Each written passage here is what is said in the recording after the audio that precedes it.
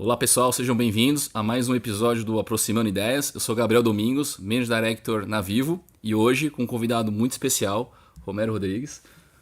Cara, idealizador aqui, o primeiro cara que eu conheci de startup, fundou a Buscapé.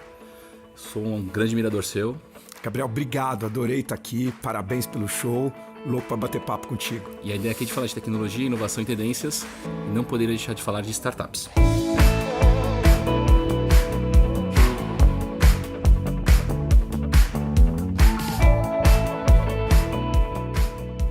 Eu queria falar um pouquinho da tua experiência quando você pensou no Buscapé, que é o case que todo mundo tem aqui no Brasil. Como é que você começou isso, cara? Porque tem muita gente aqui que está ouvindo a gente, vendo, que quer montar uma startup, né? Então, como é que eu monto uma startup? E mais do que isso, o que é uma startup?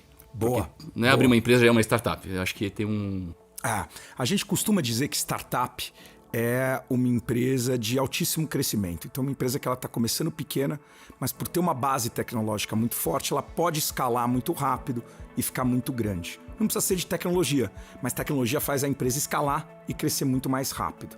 Então, eu diria que é uma empresa muito grande enquanto ela ainda está pequena, né? E para começar, o próprio Buscapé foi um exercício longo. Eu me lembro assim, ainda no final do ginásio, oitava série, indo para o colegial, já querendo empreender. Meu pai tinha um negócio, então tinha aquela vontade de ter o meu negócio, de fazer alguma coisa. Me apaixonei pela computação, numa aula de Basic, programação, num XT, no colégio, na oitava série. Falei, puta, eu vou empreender com isso. E você nem fez colegial técnico, né? Não, nem fiz o técnico. Mas aí eu entrei no colegial falando, eu quero engenharia para empreender. Entrei na faculdade, juntei com um amigo, colega de classe, montamos uma software house, deu errado. Fomos tentando. Aí um terceiro amigo, que foi o Rodrigo, veio com a ideia de... veio, na verdade, com uma dúvida, com um problema, com uma dor. Falou, eu queria comprar uma impressora. Não tem nenhum lugar na internet que eu consigo ver onde tem, onde não tem. Nem no Brasil, nos Estados Unidos, que no Brasil a internet era... Essa época era 98. Tipo, não tinha nada, era linha de escada e olha lá. E... Privatização começou em 98. Exato. Não, o Buscapé a gente comprou a primeira linha telefônica fixa e foi caro. Foi na época R$1.000 e poucos. Era um ativo. Era um ativo, você tinha que declarar o imposto de renda. Exatamente. E aí, em cima dessa dor, que era como é que se encontra informação de produto ou preço, veio a ideia de fazer o Buscapé, que começou por outro lado, depois até posso contar, mas eu acho que para quem está vendo a gente, para quem está escutando a gente, eu costumo brincar que é pegar um caderninho e sair anotando problema. Todo problema grande que você encontrar vai ter uma startup que um dia vai resolver e pode ser a tua. Então, quem sabe procurar, olhar bem e ver onde tem dor, onde tem problema, o que não está funcionando bem, o que poderia ser feito melhor. E aqui a gente não está falando necessariamente de criar uma tecnologia que não existe, foguete espacial. Não, às vezes é melhorar um processo. Né? Eu mesmo dou exemplo, óbvio que tem muita tecnologia no Nubank, mas o que fez o Nubank foi ter tarifa zero e um atendimento fantástico.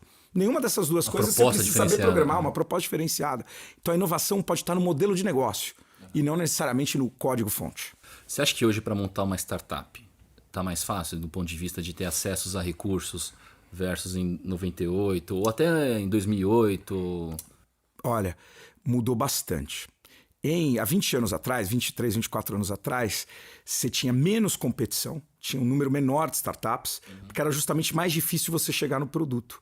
Você tinha que comprar servidor, né? Você tinha que comprar link, instalar na tua casa um link de internet ou no teu escritório, né? Você tinha que desenvolver a tecnologia do zero. Então, se fosse fazer uma loja online que hoje custa $20 por mês, custava $2 milhões. Você tinha que fazer a loja online, tinha que ter o servidor, você tinha que ter o RP, você tinha que criar o seu PayPal, o seu você tinha que criar todo o ecossistema. Criar o site. Não existia, criar o site. Alguém para criar o site. Não era modularizado. Então, nesses 20 anos, algumas coisas aconteceram. Primeira, o mercado explodiu, cresceu. Hoje, 170 milhões de pessoas conectadas. Segundo, componentizou os elementos. Isso fez com que a startup se democratizasse.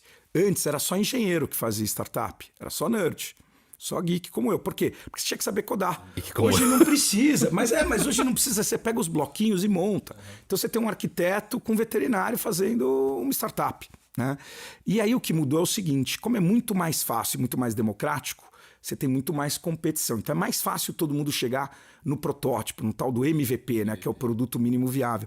O que fica mais difícil? O go-to-market. Como é que eu ataco esse mercado? Como é que eu vou atrás desses 170 milhões de brasileiros para ver se a minha solução realmente está resolvendo a dor de alguém que está disposto a pagar por isso.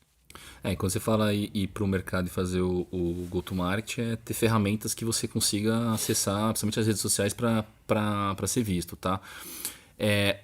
Outro ponto que vem na minha cabeça, você fala de criar startup, de ter recursos, a gente falou de tecnologia. Hoje você tem que colocar a solução em cloud, você tem um construtor de site, a própria Vivo, a gente tem o programa Vivo for Startups que apoia esse ecossistema. Mas na hora de falar de recursos hoje, tá fácil ter acesso a recursos financeiros para você acelerar uma startup? Eu preciso ir diretamente para uma venture capital ou preciso acessar uma rede de anjos? Eu posso começar com meus amigos e meus familiares uma startup? Acho que a grande vantagem... Que cuidado a gente tem que ter também. Eu acho que a grande vantagem é que hoje hoje o empreendedor tem muitas opções. O ecossistema está muito bem montado. Você tem investidores anjos super profissionais, você tem aceleradoras, você tem fundos de seed, fundos de venture capital, fundos de growth, quando a empresa está maior. E lá atrás você não tinha acesso a financiamento nenhum. Então você tinha que realmente começar o que a gente chama bootstrapping, né? que é pondo dinheiro do teu próprio bolso e fazendo aquele negócio acontecer. Então hoje o empreendedor, ele normalmente começa com quem já conhece ele, com quem está próximo. Às vezes é família, às vezes é amigo, às vezes é um ex-chefe, um ex-colega de trabalho que já viu como ele trabalha, já entendeu as qualidades daquele empreendedor e que fala, vou apostar nessa ideia do Romero, nessa ideia do Gabriel, vamos lá, vamos embora. E à medida que a startup vai crescendo e vai mudando de estágio, ou seja, vai diminuindo o risco dela, estágio por estágio, ela vai acessando novos tipos de empreendedores. Então, assim, tem inúmeras dicas que a gente pode dar e pensar, mas eu acho que a principal é o empreendedor sempre se cercar de gente boa. Tá? Mas eu vou ter que dar 5% para um, 10% para outro. É papel no começo. Né? Ninguém tem 100% da empresa. O Jeff Bezos não tem 20% da Amazon. Então é muito importante se cercar de gente boa. Isso vale para os sócios, isso vale para os colaboradores e vale também para os investidores. Né? Então, você vai receber investimento de alguém, está em dúvida, pede para ele contar outras empresas que ele investiu, vai conversar com esses outros empreendedores, faz a sua diligência também. Ele vai fazer a diligência em você, no teu negócio, faz a sua diligência no seu investidor. É o que todo mundo fala de smart money? Exatamente. Eu costumo dizer que quanto mais cedo na vida da empresa, mais importante é o nome no cheque. E quanto mais tarde, mais importante o número. Quanto mais cedo na empresa, importante é o nome no cheque. O nome no cheque. Quer dizer, você vai me dar dinheiro? Eu preciso de dinheiro. Tá bom, mas quem é você? Como é que você vai me ajudar? Para quem você vai me apresentar? Como é que você vai gerar valor no dia a dia da minha empresa, da nossa empresa, agora que você é sócio? E não atrapalhar também, né? Exato. É por isso que eu acho que o mercado de anjos se profissionalizou tão bem. Se eu voltasse no tempo, e não preciso voltar tanto, voltasse 10 anos, 2012, tinha muito anjo que às vezes por ter uma carreira muito bem sucedida numa grande empresa, trazia soluções de uma grande empresa para uma empresa pequena, que não vão funcionar. Então não dá para virar para uma empresa que tem 7 pessoas e falar assim, vamos bolar uma estratégia de canal e contratar gente. Não, calma. É o founder que vai ter que descobrir isso, ele que vai ter que ir atrás, fazer as primeiras vendas, não é saindo contratando o exército, não tem nem dinheiro para isso. Então, às vezes, a solução para a empresa grande ainda não vai ser, mas ainda não é a solução para aquela empresa naquele estágio. Pode até atrapalhar também e desacelerar o crescimento. Quando você vendeu o Buscapé, né? Você virou anjo? Virei. Me fala mais.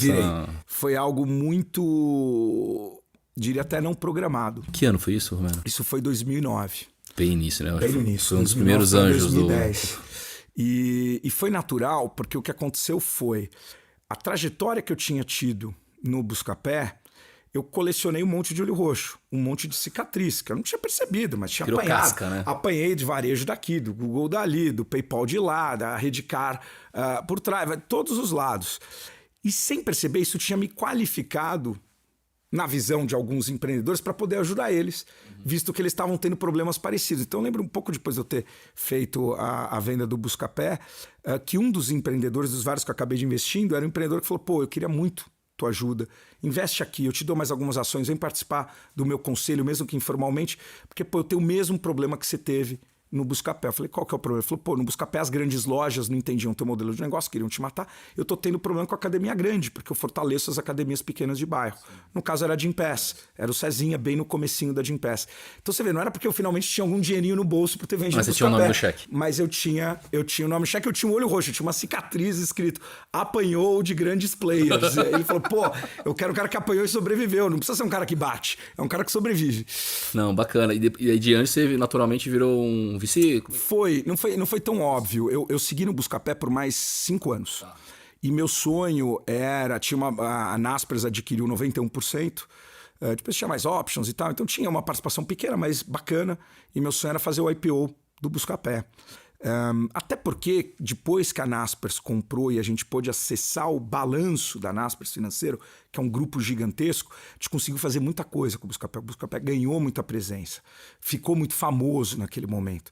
E eu falei, pô, agora que eu tenho aqui um monte de coisa para brincar, eu vou sair nem ferrando. E só que no final de 2013, começo de 2014, mudou o CEO global, que era para quem eu respondia, e o novo CEO falou, olha, nós vamos mudar a estratégia da Naspers Global, não vai ser mais uma holding de várias empresas, nós vamos estruturar como uma empresa só, o Buscapé vai ser dividido, o pagamento vai para um lado, comparação de preço para o outro, né? Falei, pô, não concordo com essa divisão, vai perder força, blá, blá. Bom, mas é isso, tá bom, óbvio. Né? Foi até, eu lembro que eu voltei triste, olho molhado dessa reunião na África do Sul, que a sede ficava lá, e na época, minha namorada viu triste e tal, perguntou o que aconteceu, eu contei, falei, pô, então vão destruir minha empresa.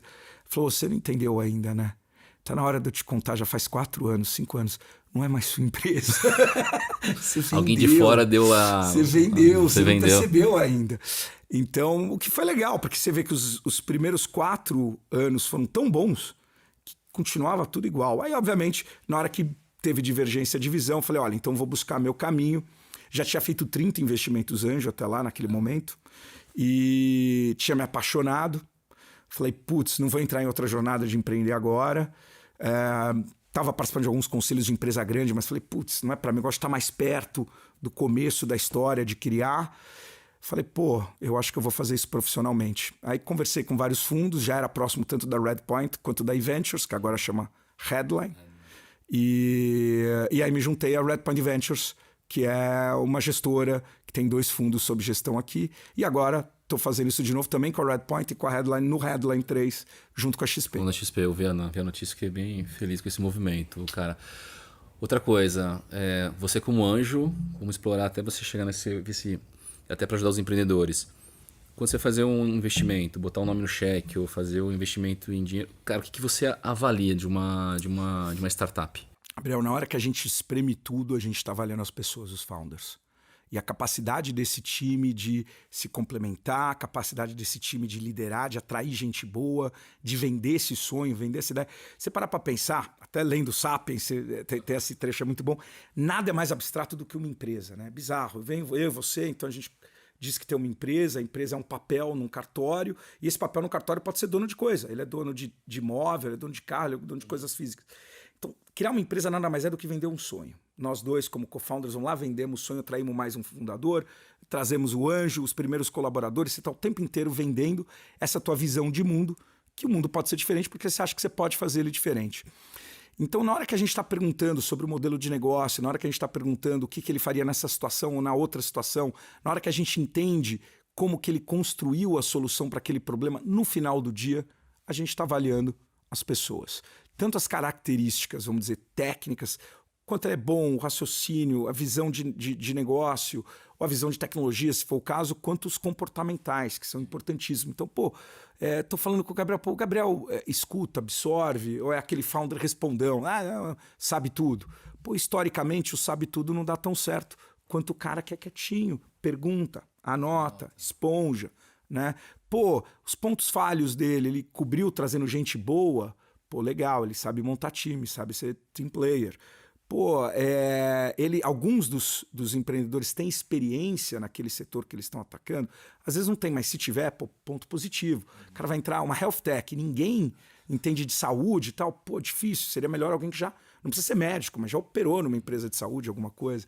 Então são uma série de critérios que a gente olha, mas muito relacionado, isso desde anjo principalmente, muito relacionado a pessoas. Porque hoje, o que eu faço é um investimento que seria o 4º degrau da história da startup, mas o anjo é o primeiro, né? Bom ponto. Evolui tem um anjo, depois do anjo, qual que é o próximo degrau? Boa, vamos lá. Até antes de dar nome para os degraus, como na prática funciona uma startup, né? Essa criação da startup. A grande vantagem da startup é ser super focada. E aí o que um bom time de empreendedores vai fazer é olhar de todos os riscos que existem, ele vai escolher um primeiro para tirar da mesa. e vai focar naquele. Depois ele vai para o próximo, depois ele vai para o próximo. Então ele fatia os riscos um por vez e vai focando um por vez. Então, primeiro, muitas vezes é fazer o protótipo. Resolver o protótipo, agora eu vou tentar tração. Tá tendo tração? Testar modelo de negócio. Vou fazer máquina de vendas, fazer expansão e assim por diante. Então, normalmente no começo, você tem famílias e amigos e anjos. Os anjos já é um investidor mais profissional. Você vai ter aceleradoras, um pré-seed que é aceleradora, às vezes fundo pré-seed, capital semente. Às vezes o capital semente você precisa de mais de uma rodada. O seed, né? O seed, porque você precisa estar tentando encontrar o tal do fit produto-mercado, né? O Product Market Fit. Você não encontra, você precisa de um pouco mais de dinheiro. Na hora que você encontra, você geralmente recebe uma série A, que é uma rodada que vai pegar a companhia com um pouquinho de receita. Quanto? Pode estar no limite com 100 mil reais por mês. É o pode MRR, estar com 2 né, milhões por mês. Mas vai levar essa empresa para os seus 40, 50 milhões de receita anualizada em 18 meses. Aí vai levantar uma série B, e aí dali cada uma acaba tendo uma história. Umas levantam mais, outras menos. Isso acaba ou no IPO, ou acaba numa aquisição para um estratégico. Tá?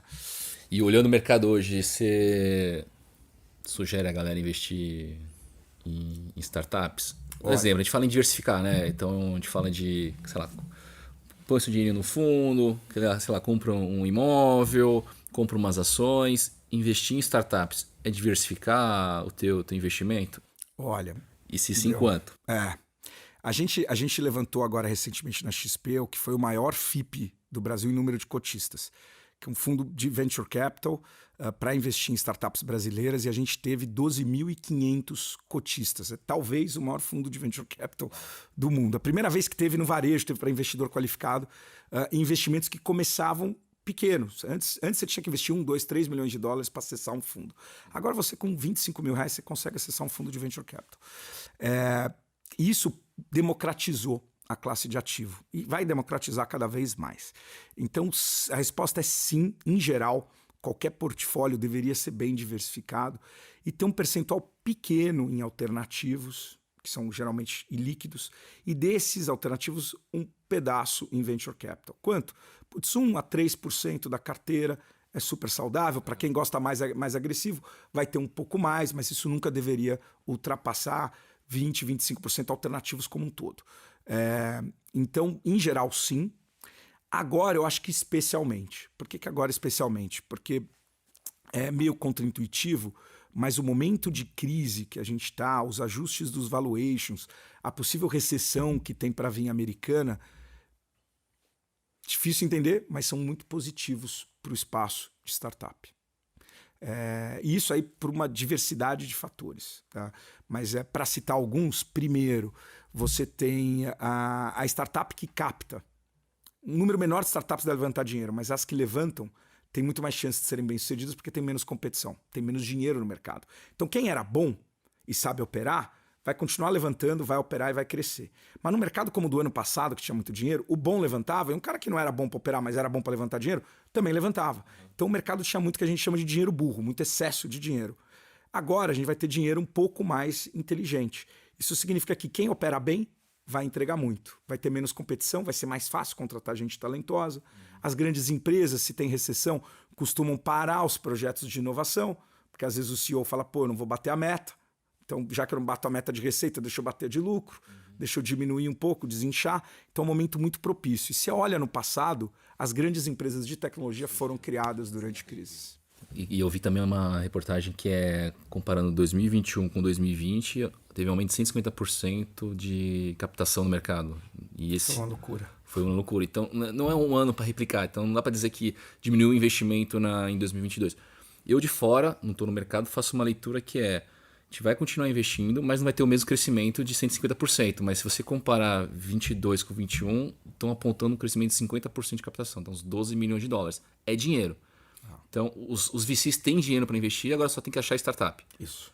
Porque muito que se fala que acabou o dinheiro no mercado. Você concorda? Não, né? Não. O que acabou momentaneamente é liquidez. Por que acabou momentaneamente? Porque qualquer investidor tem que retornar um bom retorno para o cotista que investiu. Então eu preciso devolver o dinheiro com uma bela correção para os meus 12.500 sócios que investiram no fundo. Se uma empresa listada... é 24/7 aqui.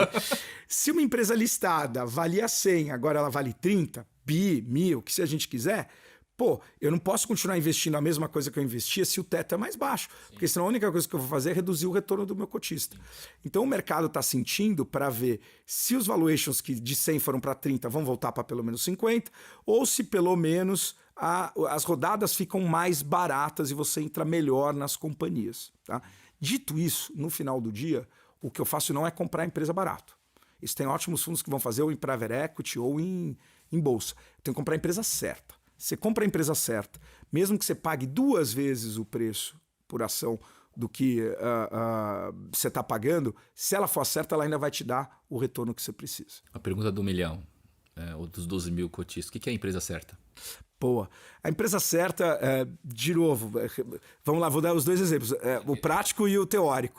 O teórico é um time extremamente talentoso, resolvendo um problema num mercado grande o suficiente para que aquela empresa sozinha possa pagar o fundo todo de volta e as outras 20 empresas do portfólio sejam lucro.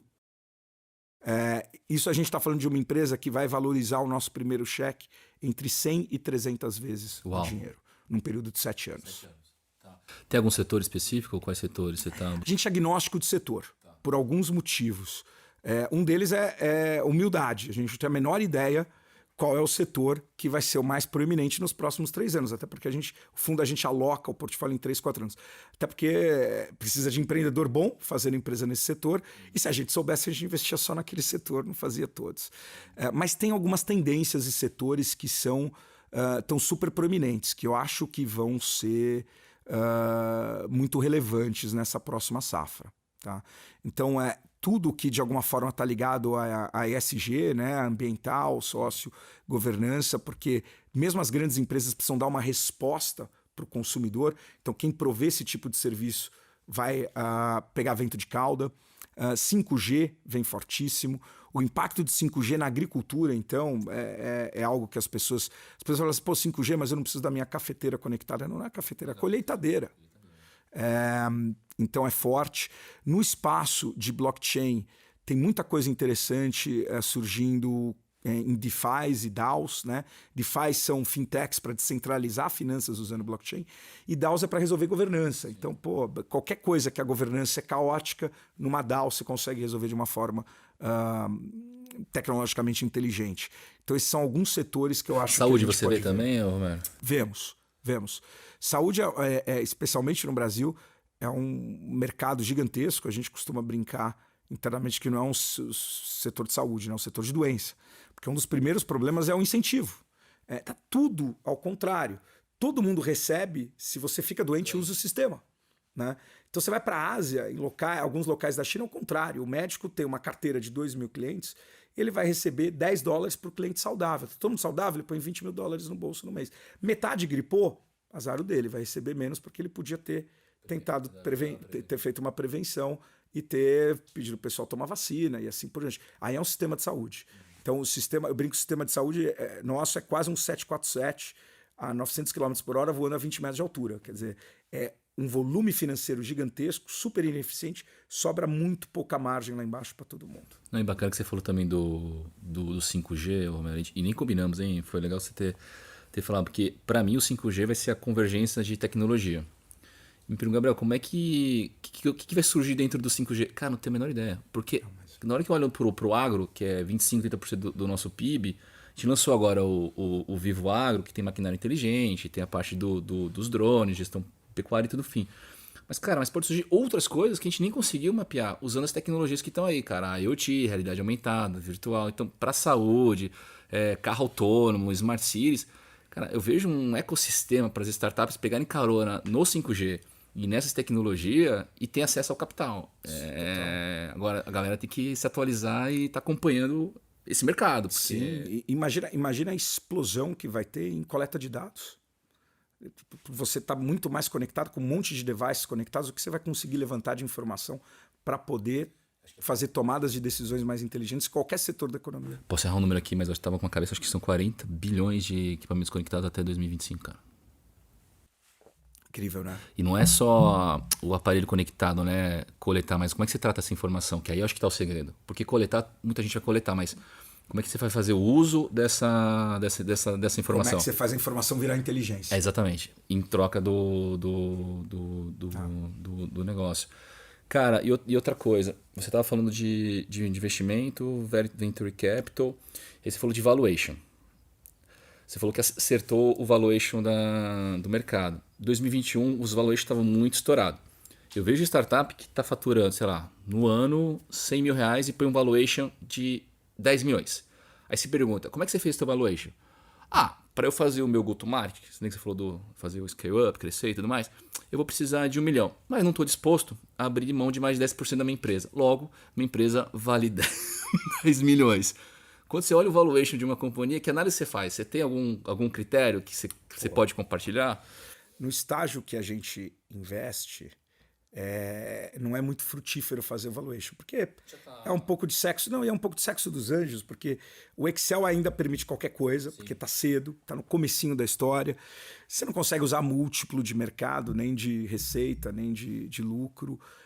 Então, na prática, o que você faz é o seguinte, você vai ver se aquela empresa tem todas as características necessárias para se tornar uma empresa grande o suficiente para devolver o fundo todo para o meu cotista. Então, o mercado é grande o suficiente? Legal. Esse time é muito bom? Legal. E qualquer coisa que a gente tenha alguma dúvida, não é que, se o mercado é metade do que eu acho que ele precisa ser, o valuation é metade e eu invisto a metade. Não. É 0 ou 1.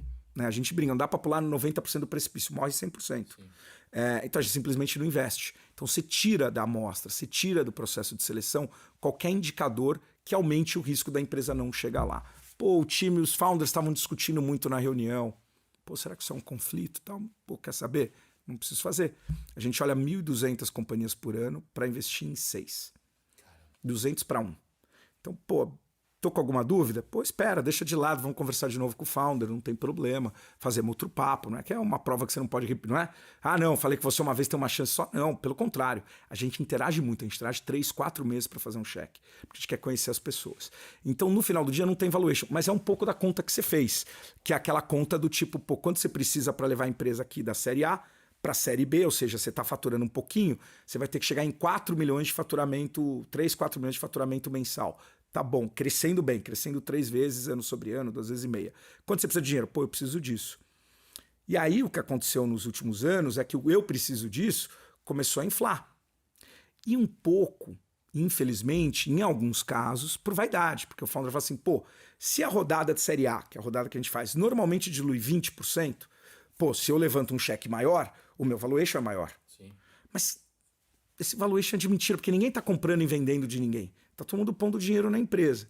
Então, se você pode, eu sempre falo para os fundadores, você pode levantar 10 milhões de reais, 20 milhões de reais, e isso é o que você precisa para chegar no ponto B com conforto, cara, por que você vai ficar mais 6 meses no mercado tentando levantar 50 milhões de reais? Você colocou mais risco, pode ser que você não levantar, você não consegue voltar para o investidor e falar assim, não é mais 50, agora é 20, porque ninguém compra barganha. Né? Então você me oferece investir na tua empresa 50 milhões de reais, 10 milhões de dólares. Você volta depois de 6 anos e fala assim, mudei para 5. Eu falo, tem alguma coisa errada, eu não sei o quê. Mas o mercado inteiro, ninguém quis pagar o que você queria, então... E sou eu? Pode ser que esteja quebrado alguma coisa aí, eu tô fora.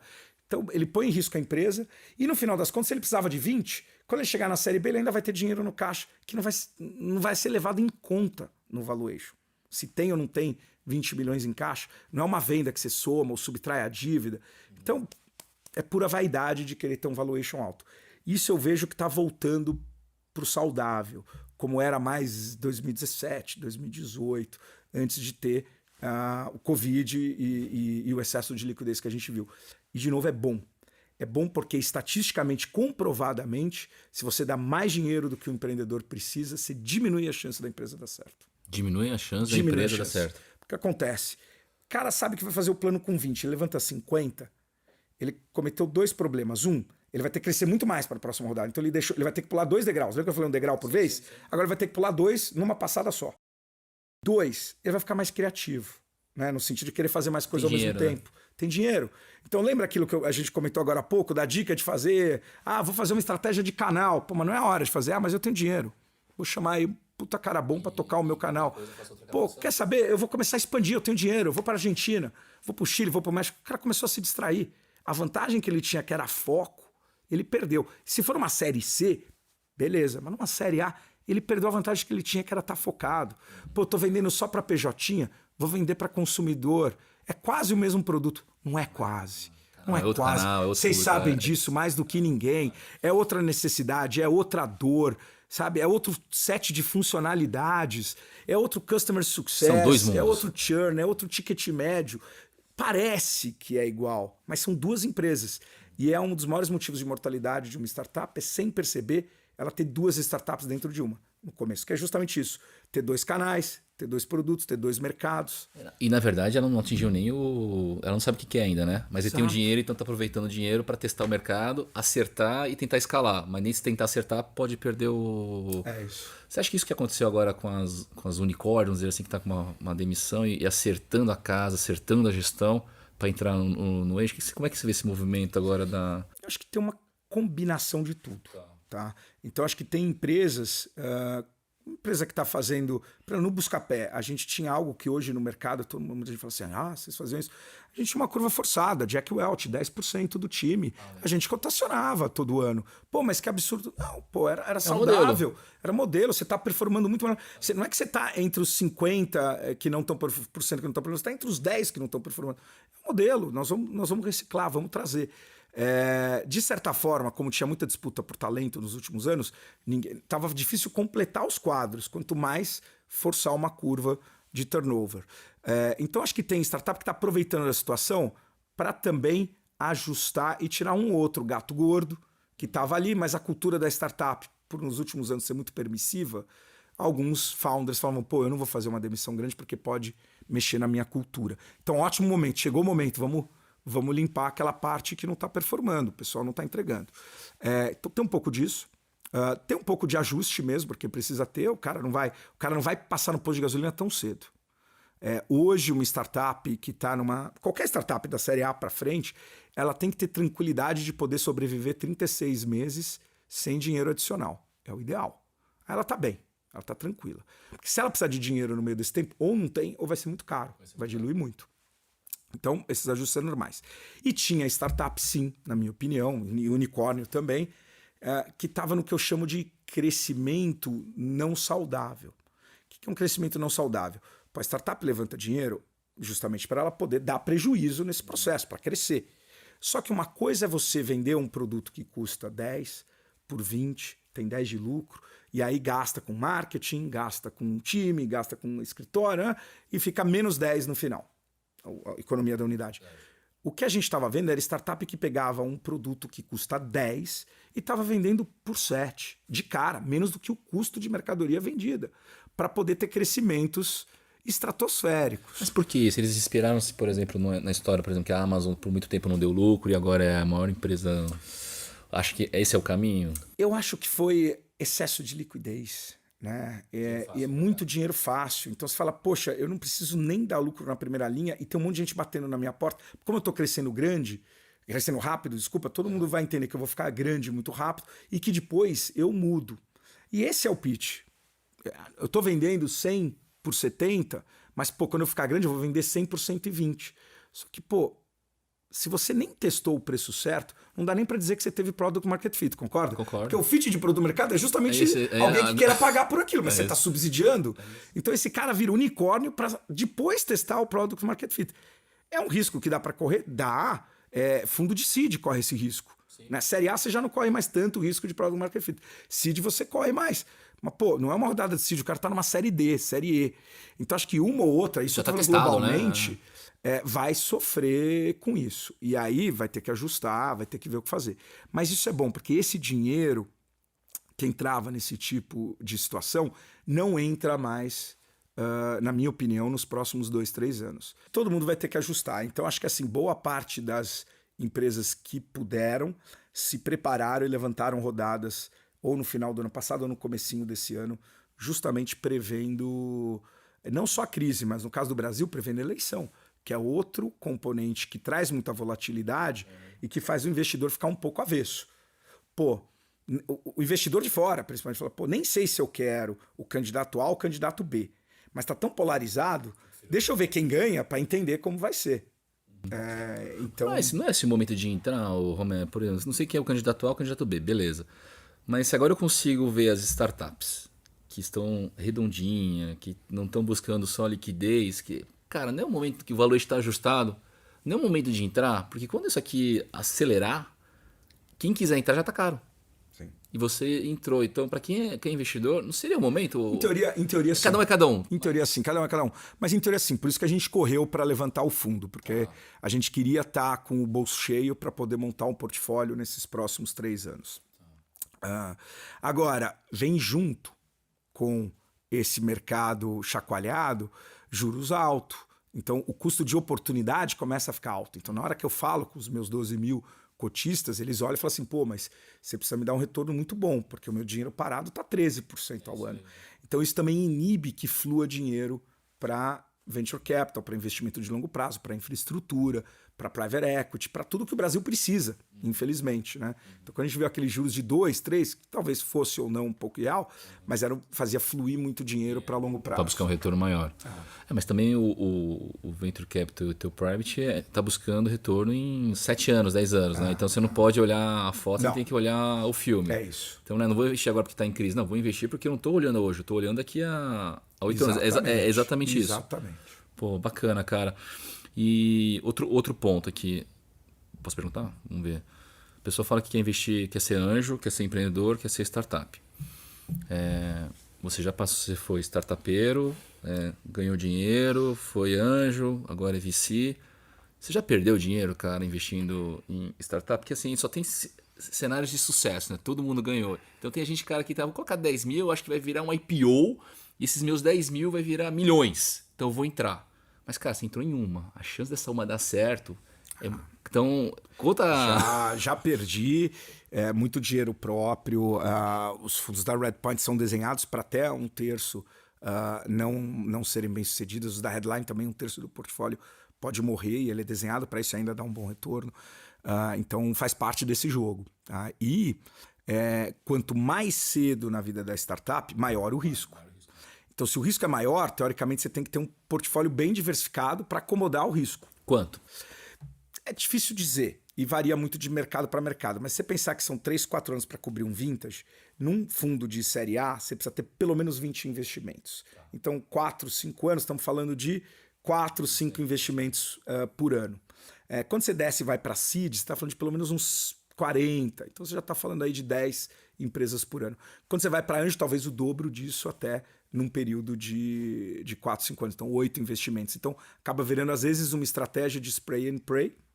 Ou você sabe se é um anjo profissional no sentido de saber sua área de atuação. O que é isso?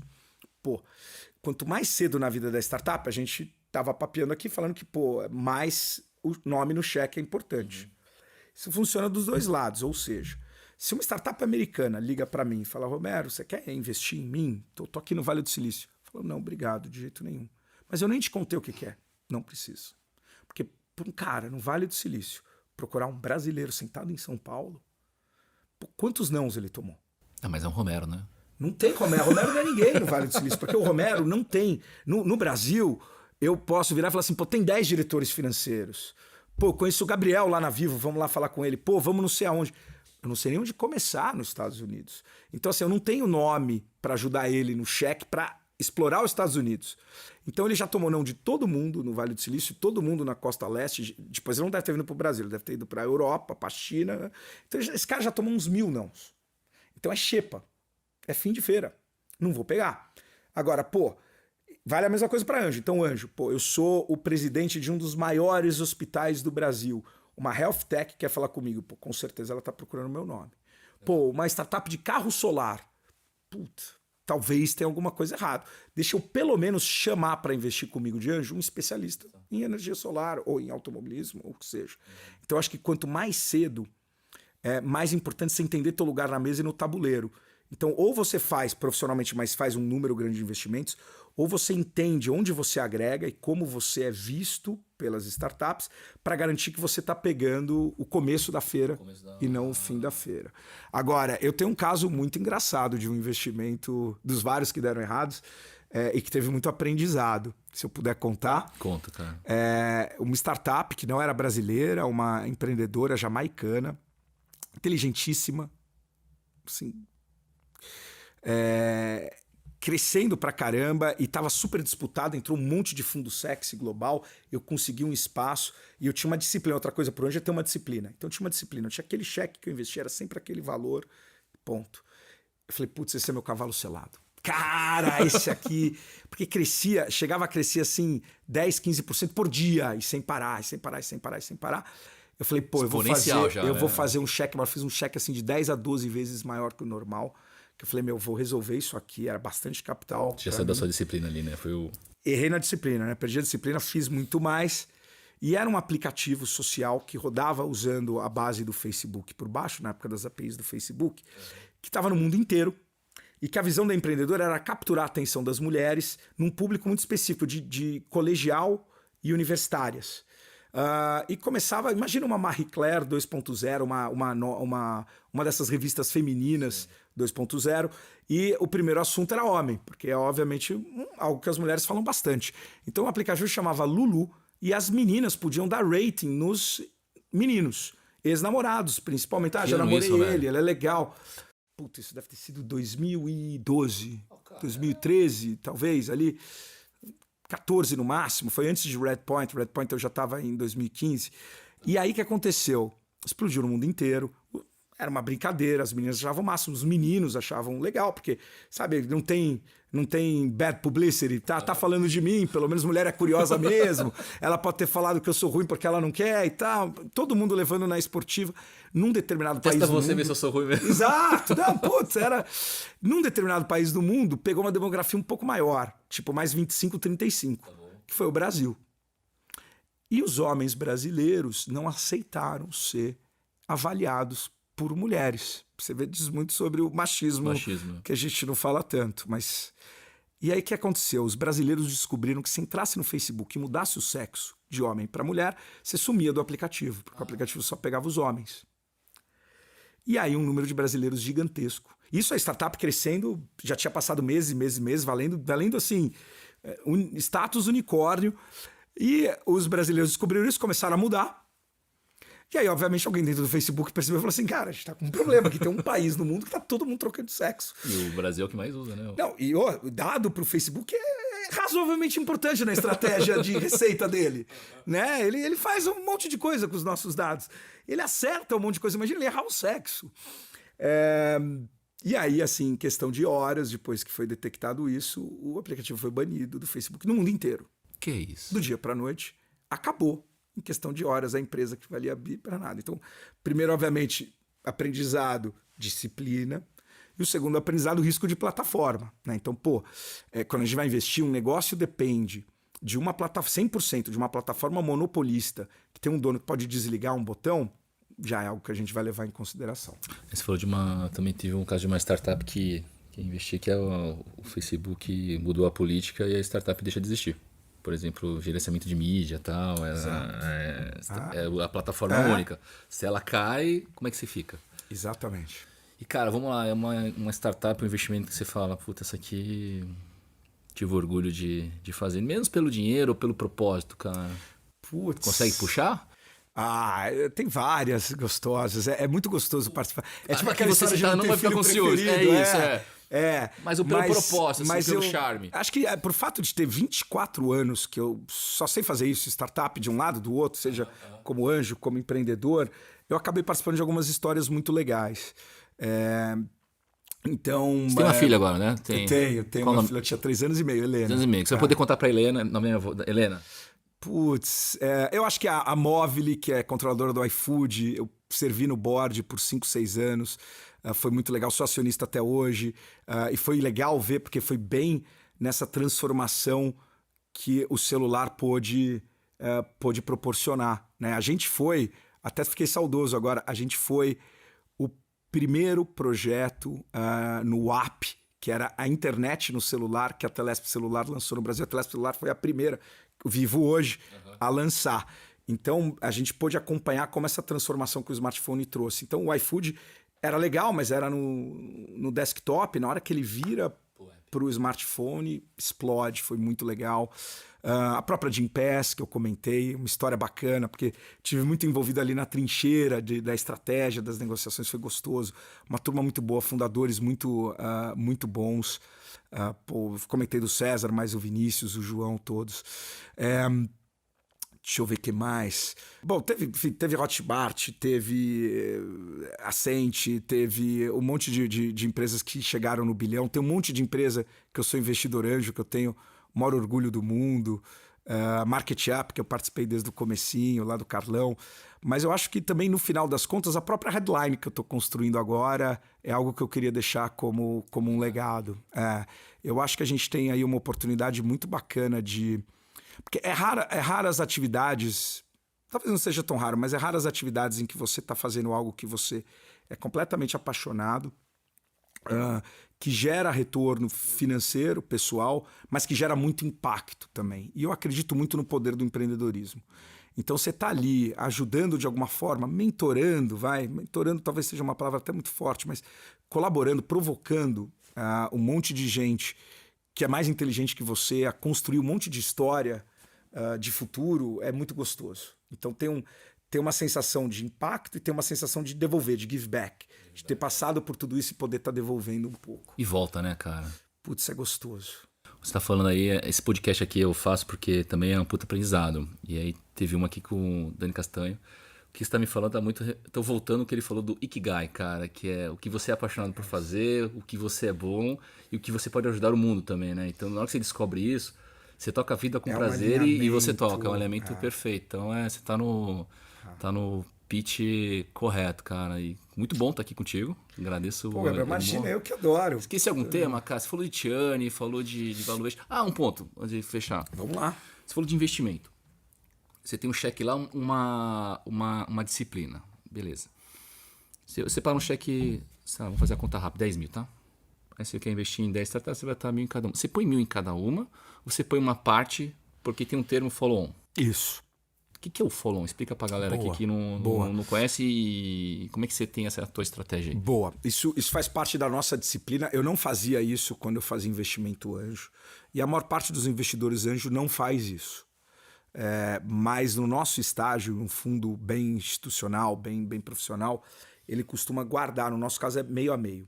Então eu uso metade, então a gente tem lá, captamos aí próximo de 1 bi. Tá, então 500 milhões, eu vou montar o portfólio, vou escolher 25 startups, vou fazer o primeiro cheque, conquistar uma participação que é minoritária. Sim. A gente já fui empreendedor, eu sei as dores, a gente entende que o empreendedor tem que ser majoritário. Então a gente vai ter 10 a 20% da companhia e ajudar no dia a dia, toda semana, direto junto. Os outros 500 mil, a gente vai investir nas rodadas subsequentes dessas empresas. Mas não é que eu fiz a primeira rodada e eu vou fazer a segunda, não. Eu vou ajudar ele a captar de outros.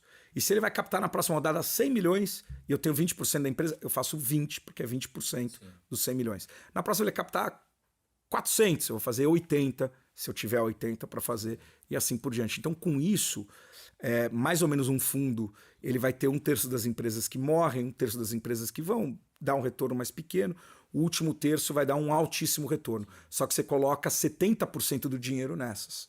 E aí que o retorno é alavancado. Aí você realmente já vê que é um cavalo selado, fala assim, esse é o cavalo selado, esse vai dar e eu preciso... Então você busca a validação do mercado nas rodadas subsequentes. Então a gente lidera a série A, colidera, a gente investe com todo mundo no mercado. E a gente faz o nosso prorrato, o nosso proporcional nas rodadas subsequentes. Com isso a gente defende um pouco a nossa posição nas que estão indo melhor. Tá. Outro termo que o pessoal usa, vesting. Vesting. Vesting Não é de vestir, é de... vesting. É vesting de acumular. O vesting nada mais é muito comum quando você atrai boas pessoas para o teu time e fala, pô, eu quero que esse cara venha com a cabeça de sócio. Então as startups falam, olha, você está ganhando tanto aí, vem ganhar tanto aqui. E o mercado, quando está muito quente, você tem que oferecer ainda mais, mas o mercado, quando está às vezes mais frio, que é legal, você oferece a mesma coisa que o cara estava ganhando num outro lugar, às vezes menos, mas dá bastante ação para ele. Né? Então você fala, porra, Gabriel, vem cá tocar o meu sonho comigo, não sei o que e tal, vou te dar 5% da empresa. Só que, pô, se você sair no dia seguinte, você não vai ficar com 5% da empresa. Você fala, pô, então como é que eu acumulo esses 5% da empresa. Isso vai ser um vesting de 5 anos. Então, se você ficar 5 anos, você tem, ou 4 anos, vamos dizer 4 anos, você vai ter 4% da empresa. Tá bom. Você saiu com 2 anos, você vai ficar com 2%. Você saiu com 1 ano, você vai ficar com... Então, o vesting é acumular ao longo do tempo essas ações para transformar excelentes talentos que entraram cedo ou mais tarde, não importa, na companhia, em sócios. Uma dúvida de mercado que eu não conheço. Estão surgindo muitos CVCs. A Vivo mesmo tem o Vivo Ventures que está com um cheque de 320 milhões, tá? Para 10 anos. Os CVCs, esse apoio pode fazer muita parceria, por exemplo, com uma private equity para entrar numa startup. Como é que você vê que esse ecossistema funciona? Boa. Porque tem muito empreendedor, startupeiro que está olhando e está falando, pô, tá em crise, não tem dinheiro. Não, tem dinheiro, cara. Tem VCs, tem private, tem CVCs, tem os anjos. É só tá redondo. E se você cria esse ecossistema que o private equity junta com o CVC, pô, fica potente, né? Porque, Sem dúvida. E é natural essa combinação de... Muito, muito. E vou além, acho que companhias como a Vivo, assim como a Intel, lá atrás, Qualcomm, alguns que criaram até o conceito de CVC, tem uma visão muito holística. É o Corporate Venture Capital, né? Corporate Venture Capital. Tem uma visão muito de ecossistema. Então é como que eu quero fortalecer meu core, mas eu estou fazendo o CVC para impulsionar a criação de aplicações de produtos e serviços que vão consumir o meu core. Né? Por que isso é muito saudável? Porque aí a empresa o CVC, vem com a cabeça de falar, pô, eu estou te dando 10 milhões. É meu smart money que eu falei, eu estou te dando os 10 milhões. Mas além dos 10 milhões, pô, eu vou te dar acesso a essa minha plataforma de negócio, essa minha escala toda, seja lá qual for a proposta. Então é muito saudável. E a gente tem várias empresas que a gente co-investiu com CVCs de diferentes setores, justamente pela parte que o CVC pode agregar de estratégia. Foi o que você falou, é o go-to-market. Exatamente. Acelerado. Aceleradíssimo. Você tem uma base de usuários, você tem os clientes, já tem a força comercial, já tem o marketing, tem a marca, você impulsiona. É isso aí. E nem sempre é só para a empresa, é para o mercado. Então, até para um private equity estar associado a um CVC é estratégico. Sem você acha que diminui o risco? Eu acho que diminui o risco, sem dúvida nenhuma. Sem dúvida nenhuma. E acho que depende também muito da visão estratégica do CVC. Então, tem CVCs que são que vão fazer iniciativas mais próximas do core. Então, seria a Vivo investir em soluções já muito mais próximas de telefonia, o hardware de telefonia, de comunicação, do que seja. Que nem, por exemplo, a gente investiu numa startup que é de maquinário inteligente. Já é um caminho.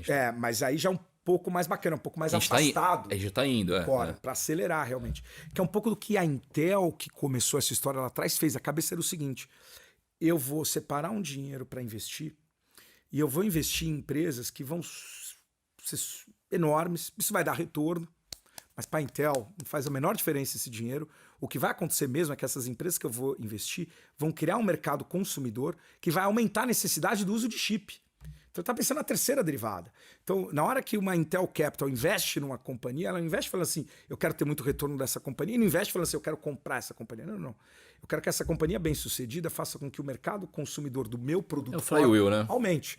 Então, por exemplo, uma Vivo pensando em máquinas inteligentes, em Agritech, o que seja, que vai usar mais 5G, você melhora o teu core, que é a comunicação. Então, é por isso que eu disse, a visão é uma visão muito alinhada com o conceito original de CVC, que eu acredito muito. Eu também acredito na parceria, porque também a gente não consegue ter amplitude do que está acontecendo no mercado. E quantas pessoas tem na tua equipe? Estou com 7 pessoas. 7 pessoas, analisa mais de 1.200 startups, investe no final em 6. Cara, já tem um filtro ali sensacional. Que, cara, a gente teve uma puta aula com você aqui. O que a gente deixou de falar, ou o que você gostaria de perguntar, que eu deixei de passar? Pô, Gabriel, tô aqui contigo. Você tá aqui falando com um monte de gente inteligente do mercado. Tá aí, pô, tocando uma iniciativa de B2B na Vivo de super impacto. Eu queria ver como é que você tá vendo esse fenômeno que acontece no Brasil. A gente falou de empreendedorismo e falou muito de empreendedorismo de impacto. Sim. Mas você tem esse Brasil empreendedor, onde você tem, sei lá, são 12, 13, 14 milhões de mês. Uhum. E o brasileiro hoje, ele vive até sem a TV para ver a Copa do Mundo, mas ele não vive mais sem smartphone. E como que isso está transformando o Brasil? Você tá virando o jogo, é isso? Agora você tá, É isso. agora você tá me entrevistando. Vou Então, entrevistar um pouquinho agora, vou treinar. Vai treinar. Então vamos lá, boa pergunta. Cara, eu sempre falo que tudo começa pela conectividade. Você tem água, tem luz e tem conectividade. Tanto para pessoa física... Base da pirâmide. A base da pirâmide. Para a empresa é a mesma coisa. Você não consegue montar um negócio sem ter a conectividade. Você mesmo falou do iFood, quando foi pro móvel, ele escalou. E hoje saiu uma matéria, mais de 80% das conexões é através do smartphone. E a TV tem mais conexão de internet do que o próprio desktop. Então está virando a curva. E a população brasileira está mais conectada. A população brasileira mais conectada ajuda tanto as empresas quanto as pessoas físicas a mudar o hábito de consumo de entretenimento, de estudo, de lazer. Então está tendo uma transformação e esse é o papel aqui, o propósito da Vivo. Agora, voltando para o B2B, que eu tenho uma paixão. Até no nosso bate-papo, tá te falando, a gente não olha só as grandes empresas. Eu olho desde aquele cara que está abrindo o MEI, e a gente ajuda ele a abrir a empresa, até as grandes contas, até as empresas que estão listadas em bolsa e governo. Então a gente olha todo. Pô, Gabriel, o mundo é complexo? Mas vou deixar um pouquinho mais complexo. Eu olho as verticais também. Então eu estou preocupado com aquela empresa que está no agro. Como? Criamos o Vivo Agro. Você vai ter soluções. Soluções. Porque as dores são diferentes. Começando por onde? Conectividade. Sim. Mas depois esse cara precisa ter uma melhor eficiência. Maquinária inteligente. O clima é importante. Clima inteligente. Gestão do gado. Gestor de pecuária. Então a solução para o agro nós criamos. Pô, para o empreendedor, começamos com startups. O Vivo for Startups. Cara, uma proposta de valor diferenciada com conectividade, com solução em cloud, locação de notebook, solução de cybersecurity, tudo que uma startup precisa para começar. Ela vai crescendo, eu vou acompanhando ela nesse crescimento. Ela deu muito certo, ela está dando certo. Eu posso puxar o Vivo Ventures e fazer um investimento talvez numa startup, mas eu estou próximo desse ecossistema. Literalmente suportar e ajudar esse cara ao longo de toda a jornada. E esse é orgulho, porque a gente dá um suporte não só em conectividade. Eu fui almoçar com um colega meu ontem e ele falou assim, Gabriel, cara, a Vivo tá em várias frentes, né? Pô, é prazeroso ver um negócio desse, porque a Vivo não é conectividade, é algo a mais do que conectividade. O que ele quis dizer com várias frentes? Eu perguntei, como assim várias frentes? Pô, vejo vocês no agro, vejo vocês falando de educação, vejo vocês falando de serviços financeiros, toda a parte de entretenimento, porque tá usando a conectividade, a gente tá usando o nosso ecossistema, a nossa base, para poder prover melhores serviços para a população. Legal. E agora a gente está entrando com a educação, de que a gente fez com a Anima, estamos forte em saúde. Então, assim, o nosso mercado não é fácil, porque não só é a conectividade, mas também a parte de tecnologia. E no B2B, esse número é aberto, a gente tem mais de 20%, 25% da nossa receita do B2B vem de tecnologia. Que legal.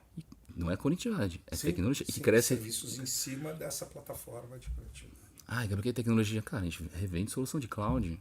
Tem equipamentos, tem toda a parte de cybersecurity, tem ferramenta de colaboração. Tem alcance, né? Tem alcance. Você tá conectado com dezenas de milhões de brasileiros, sejam CPF, CNPJs. E no final, o Romero é o one-stop shop. Porque no final, o empreendedor que está ali na ponta, ele não quer falar com vários fornecedores. Se ele puder ter um único fornecedor, ele conversa. Que nem agora para o empreendedor, a gente acabou de lançar a Vivo. Se ele quiser criar um domínio, ele cria o domínio através da Vivo. Quer construir um site através da Vivo. Fazer hospedagem, pode fazer através da Vivo. Então, estou ajudando aquele pequeno empreendedor a já montar o seu negócio. Lógico. Imagina ele ter que sozinho descobrir como é que faz um domínio, como é que faz um site, como é que faz um... Você tem uma solução toda integrada. Já constrói o site, já dou e-mail profissional. Você começou, né, cara? Você era o recepcionista e o CEO. Você só mudava o e-mail, mas você atendia. Ninguém quer fazer Calma aí que eu já vou passar a ligação. E aí você atende de novo. Falar em passar a ligação. Cara, falar em passar a ligação, a gente lançou agora o Vivo Voz Negócio. O que é o Vivo Voz Negócio? Cara, você tem a linha fixa. E essa linha fixa eu te dou um número normal. E você baixa um softphone, um aplicativo no seu celular. Você saiu do escritório, você deixa programado para transferir a chamada para o seu celular e você atende através do seu celular um número fixo. Eu sou um escritório de advocacia. Eu tenho 3 áreas. Tudo bem, essa solução te oferece uma URA que você pode criar opção 1, opção 2, opção 3. Então é a profissionalização do atendimento de uma forma acessível. Então, cara, isso aqui é realmente da orgulho. Quando você fala de empreender, cara, eu tô na Viva há 22 anos. Se for pensar, tô mais tempo, né? Porque pros meus pais tem uma história louca. Então, isso que a gente faz aqui na Viva é empreender. Dentro da companhia. Mas total, não tenho dúvida. Tá tudo misturado, que eu falei, até porque quando se fala de MEI é uma pessoa só, quer dizer, por acaso é um CNPJ que você vê, mas no fundo é um B2C, no fundo. É um B2C, mas com as problemas... dores do B2B, não, sim. Isso, Mas eu digo, ele realmente é tudo e vai continuar sendo tudo a vida toda, provavelmente. É isso aí. Muito bom. O que mais, cara? Bom, estivemos aqui hoje com o Gabriel.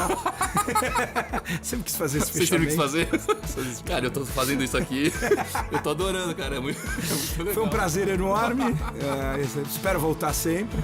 Não, imagina, obrigado pelo papo. Obrigado a você, Romero, foi um aprendizado enorme. Tá 10. Obrigadão. Galera, agradeço aqui a todo mundo que assistiu e acompanhou a gente. Não percam o próximo episódio do Aproximando Ideias. Valeu, Romero.